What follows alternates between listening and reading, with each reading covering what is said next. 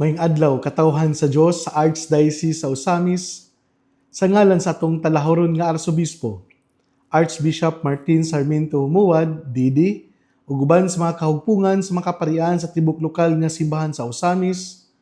Ako ang inyong amigong higala, Father MJ Samonte.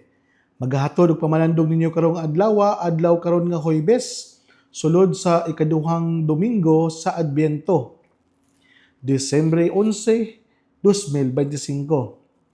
Ang ebanghelyo na atong pagabasahon o pamalandungan karon, atong pagakutloon sa ebanghelyo sumala ni San Mateo. Si Jesus miingon ngadto sa katawhan, hinumdumi kini wala pay tawo nga sama ni Juan nga magbubunyag apan ang labing iwit sa gingharian sa langit labaw pa kaniya. Sukad pa sa pagwali ni Juan hantod karon ang gingharian sa langit nahiagom sa mga mapintas nga pag-atake ug mga mapintas nga tawo. Nandimbasog sa pag-agaw niini ang tanang propeta ug ang balaod ni Moises hangtod sa panahon ni Juan nahisgot mahitungod sa gingharian ug kung buot kamo motuo sa ilang mensahe, si Juan mao si Elias kansang pag-anhi gitagna busa pamati kung may dalunggan kamo. Mga igsoon, ang ebanghelyo sa Ginoo. Daygon ikaw, Kristo. Sa makausap pa, duguti ako ninyo sa paghatag sa ako ang mga greetings o pagtimbaya sa ato ang mga igsuong kaparian nga nagsaulog sa ilahang priestly ordination anniversary. Atong miaging Martes, ang ato ang amigo o higala o batchmate na si Father Edgardo Ponce sa Aluran, ang Cora Paroko sa Aluran, nagsaulog sa iyahang ika-8 nga tuig sa iyahang priestly ordination anniversary. Congratulations kayo, Father Ponce, na padayon sa imong pagkabuutan o pagkamaayo nga shepherd sa imong katawhan diha sa Aluran. O sa gahapon usab, Wednesday, nagsaulog usab si Father Dexter Banuelos sa iyahang priestly ordination anniversary. Ang ato ang Dean of Academs sa St. John Paul II Minor Seminary sa May Banadero. Happy priestly ordination anniversary, Father Dexter Banuelos. Salamat sa imong pagagasa sa simbahan. O atong pagtimbaya usab sa ato ang igsuon kaparian na si Father Dodong Palma sa May Tudela sa Happy priestly ordination anniversary usab, Father Dodong Palma. O sa ato ang mahal na rektor diri sa katedral na karong umaabot nga Sabado, magsaulog usab sa iyahang priestly ordination anniversary. Blessed and joyful na pagsaulog sa imuhang priestly ordination anniversary, Father Lani Serino. Sa tanang mga kaigsuonan nato nga nagsaulog usab silang adlaw na tawhan, Ate Melky, karong adlaw ngihang birthday, ato ang Human Resources or HR diha sa may Mars MC. Nagsaulog siya sa iyang ikay 53 nga sumad sa adlaw sa iyang adlaw na tawhan. Happy birthday, Ate Melky Bayawa. Ato ang presidente diha sa kapilya sa Sacred Heart Chapel sa Mars MC Hospital. Kung sa tanang mga higala nato nga naminaw karon diha sa Faith Hospital, Medina Hospital, MU Hospital, sa tanang mga nurses, doctors, ug sa tanang mga maintenance, guard nga naa karon nga naminaw, mga teacher nato diha sa Pulot, kagahapon usab no tungod miaging Martes nga nagpasalamat ang usa sa ato ang higala, anak sa ato ang naa diha nagtrabaho sa Bishop's House o sa ato ang Archdiocesan School na si Kuya Julian Suarez, o sa iyang anak nga bag-o lang nakapasar sa nursing board exam, no, na gipahigayon natong miaging bulan sa Nobyembre. Congratulations Suarez family, especially siyang anak na si Teres, na hinaot pa unta nga sa imuhang pagpadayon isip na usa sa mga nurse diri sa Pilipinas. Ipakita nimo dili lang ka nurse kundi buutan, mahigugmaon og naay kasing-kasing sa mga masakiton nga nurse. As what you shared to us last night, na usa sa mga kinaiya usab sa usa ka nurse ang kanang naay empathy nga mubati sa mga masakiton, muhatag sila hang love and compassion and care, no? Na hinaot pa unta nga kini usab ang mahimong sumbanan sa tanang mga nag-alaga diha sa mga masakiton, sa mga doktor, sa mga nurses, sa mga midtech, sa mga nursing attendant, sa tanang mga medical practitioner nato. Na hinaot pa unta nga the extreme tolerance understanding sa mga masakiton atong ihatag ngadto kanila aron mabati nila nga ang kamot sa Ginoo bisan pa man nga sila masakiton aduna gyapon nga nag-alagad ug nagmahal kanila. Ug sa tanang mga igsuon nato karon nga naa silang tasatag sa mga panimalay nga naminaw o naguban og pamalandong kanato, maayong buntag o God bless katong tanan. Ang mga igsoon gud ni Kristo atong ebanghelyo karon adlaw karon nga Huwebes, Disyembre 11, 2025. Kita gipinumduman nga si Jesus miingon ngadto sa katawhan, hinumdumin kini, wala pay tawo nga sama ni Juan nga magbubunyag apan ang labing iwit sa gingharian sa langit labaw pa kaniya. Sukad sa pagwali ni Juan hantud karon ang gingharian sa langit nahiagom sa mga mapintas nga pag-atake ug mapintas nga mga tawo nga nanimbasog sa pag-agaw niini. Ang tanang propeta ug ang balaod ni Moises hangtod sa panahon ni Juan naghisgot mahitungod sa gingharian. Ug kung buot kamo motuo sa ilang mensahe, si Juan mao si Elias, kansang pag-anhi gitagna busa pamati kung may dalunggan kamo. Mga igsoon gid ni Kristo nga nasayod kita nga si Juan Bautista gipakatawo to prepare the way of Jesus. Si Juan Bautista isip ig-agaw ni Jesus, giandam niya ang dala ni Jesus. Kana bitawng nasayod siya sa iyahang papel ano gipakatawo sa aning kalibutan. Kana nindot kina nato na nga pamalandungan aning kinabuhi nga we are born, we exist in this world for a certain meaning, for a certain purpose, for a certain mission that we need to fulfill. And John the Baptist is fully aware kung unsa ang iyahang part and kung unsa iyahang parte sa kasaysayan sa atong kaluwasan. Isip propeta, he is willing to speak and to stand the truth. So kung ikaw day propeta, andam ka nga musangyaw o mustorya sa maayong balita, naagay mga panahon that you are not accepted, you are rejected sa mga tao. Kaya usahay magud ang tao, manggod masakitan, dili nila kaya dawaton ang imong istorya. Ug mao na ang gibuhat ni Juan Bautista. Sa diyang nagsangyaw siya sa maayong balita sa gingharian sa Dios, daghan ang mga naminaw kaniya, daghan ang mituo kaniya, pero daghan pud ang ning-oppose ug nasakitan sa iyang giistorya. Labi na ang ato ang mga naa sa pagamhanan, labi na ang naa sa mga tawag nato person in authority. You know what? Nowadays, we need like John the Baptist, the prophet in the modern time. Kaya nga naman, daghan ang mga tao karon nga angay nga mahimong mouthpiece sa Ginoo to remind the people of God nga ang gingharian sa Dios dapat mao atong pagkadakaan. Dapat ang gingharian sa Dios mao atong tagaan ug pagtagad aning mga panahona. Dili lang bitaw lunlun lang kalibutanon ang ato ang tagaag pagtagad, dili bitaw lunlun kung unsa la ang makapalipay sa lawas, kundi ato ang espirituhanon pud nga kinabuhi, tagaan pud atong pagtagad. Kay usahay man gud kung matandog ang ato ang pagkatao sa taong nagpahinumdum kanato, labi na sa atong mga hiwi ug mga dili mayong binuhatan, masuko yun ta. Mahiubos yun ta. Pero it doesn't mean nga kaning atong pagpakahiubos nga atoan na yung totally eradicate or totally na lang nato nga walaon kaning tawhana. Kung dili mas mapasalamato nung taan ng tawhana nga nagpahinumdum ka nato sa pagtulid sa ato ang mga baluktot na mga binuhatan. Dili lalim ang kinabuhi sa usa ka propeta. Kay isip nga baba sa Ginoo, isip mouthpiece sa Ginoo, isip mao'y nagsangyaw sa mayong balita, ikaw manggod usahay dili kadawaton sa katawhan. Tungod kay ang mga tao wala nahimuot sa imong gistorya, tungod ang mga tao nga labi na tong mga naligsan nimo, nasakitan sila ug usahay gusto nila nga mawala ka. Mao ni nga usa ni kini sa ato ang mga papel isip mga binunyagan.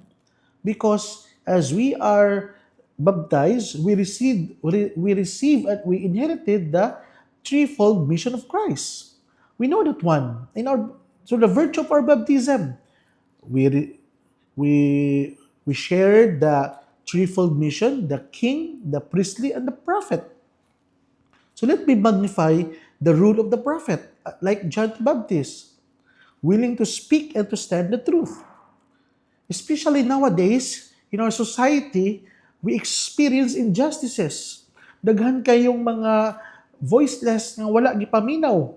Daghan kayong mga marginalized. Daghan kayong mga sinikmahan sa palad. Daghan kayong mga tao na wala na bitaw gitagaag pagtagad sa katilingban kay tungod sila mga mayukmo lamang ug yano lamang mauna nga isip propeta ikaw nga gitingala o daghang naminaw nimo bisan pag mahimong peligro ang imong kinabuhi, bisan pa man mahimong ma-put into at risk ang imong kinabuhi, andam ka nga motindog o musturya kung unsa ang dapat. Mao kini ang kailangan sa tong kalibutan karon. So as we receive the common priesthood, the common mission as prophet, king, and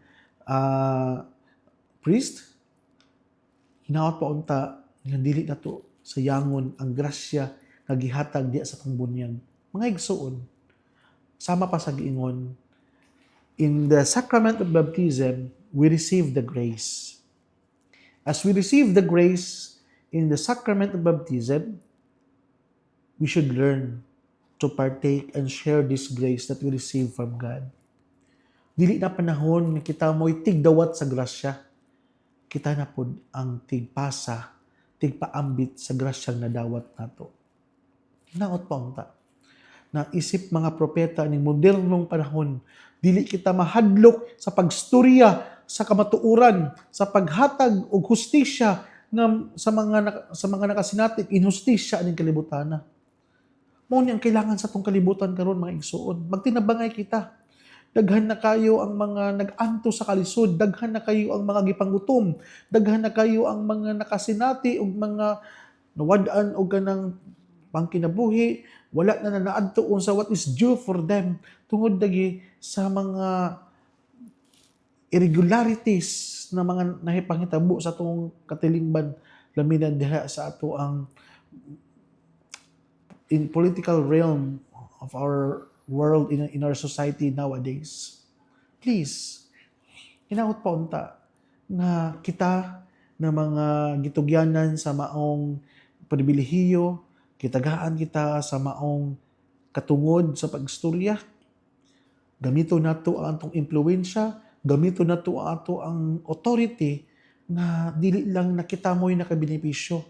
Nasama ni Juan Bautista nga ang iyang papel sa pagsangyaw sa mga tao na to repent, to reform, and transform, buhaton po nato.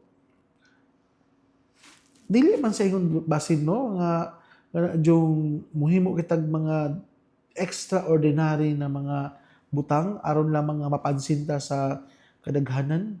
Diha lang sugod sa ato ang ginagmay nga komunidad, diha sa atong workplace, diha sa atong pamilya.